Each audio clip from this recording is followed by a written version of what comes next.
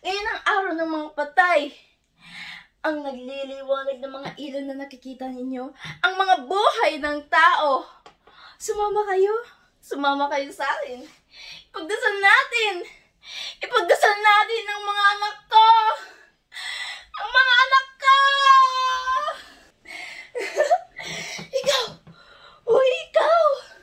Nakikita mo ba ang ilaw sa kampanaryo? Si Basilio yon ang nagpapadaos-dos sa lubid ng kampana at sa ilaw ng kumbento. Alam mo ba? Ha? Alam mo ba kung sino yon? Si Crispin yon! Ang bunso ko! Ang bunso ko? May sakit daw ang kora! Marami itong onsing ginto. Ang mga onsing gintong nawawala. Pagdasal natin ang kaluluwa ng Cora.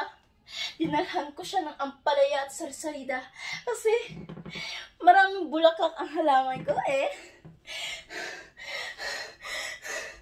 Mga anak ko! Nasaan ang mga anak ko? Dalawa ang mga anak ko. Si Basilio at si Crispin. Ang mga anak ko! Nasaan na kayo? Ako, si Sisa. Inilalarawang maganda, mabait, mapagmahal, at kayumanggi. Subalit, mahina ang aking loob. Tinuturi kong Diyos ang aking asawa at anghel ang aking mga anak. At dahil doon, ako'y isinamantala.